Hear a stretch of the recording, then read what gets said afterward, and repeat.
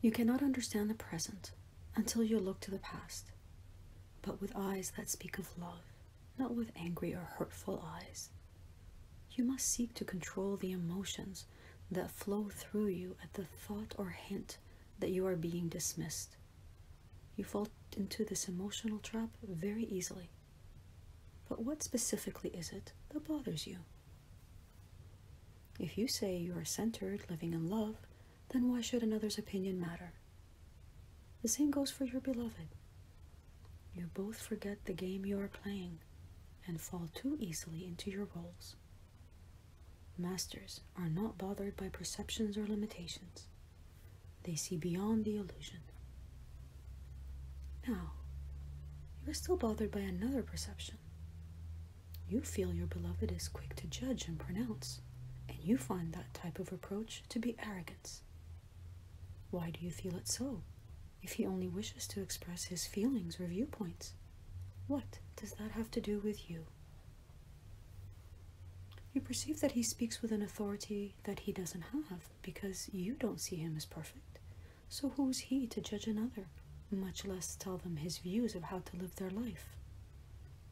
You bristle at others telling you what to do you not? So you imagine others similarly bristling, rather than letting your beloved suffer the consequences of his words. You believe they reflect on you, for perhaps others will say, what kind of man is she married to? Or perhaps, more accurately, you will say, what kind of man am I married to? You perceive your emotional freedom curtailed, unable to express freely before an authority who seems to know everything. Then what voice do you have? Where is your voice? Does it even matter when an authority has all the answers? Your deepest fear perhaps is losing the voice, the mental freedom, the freedom of expression you worked so hard to earn. Allowing another to freely express without seeing it as a diminishing of your voice is your journey, especially with those you most love. Their authority has nothing to do with you. They don't wield it over you. It is only your perception that they do. You wield your own authority over your own thoughts, beliefs, words, and deeds, no other. That's where true power comes from. Your task is to connect with that higher authority at all moments and release that mistaken perception that anyone else's words can control you. We would suggest you look within yourself for these qualities you find aggravating. Do you not at times speak with an authority that could be construed as arrogance and hubris? Do you not judge or make pronouncements? Look within you. You can no longer blame your past. It is time to move beyond that now. You're in the adult classes now. Reconcile that aspect within.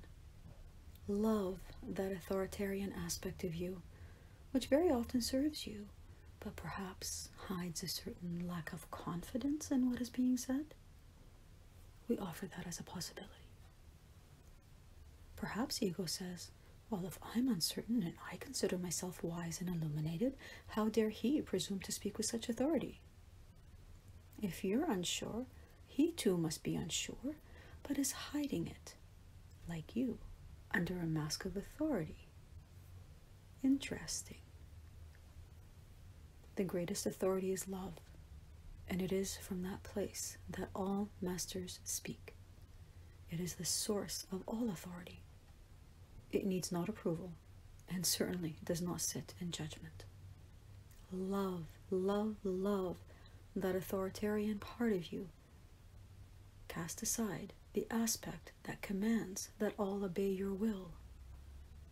But keep the aspect of confidence, the one that comes from higher authority, an authority that only nourishes your soul and assists your flight, but which never closes you or clenches your heart.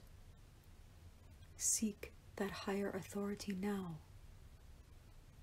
You are deeply loved, sister. Our salutations.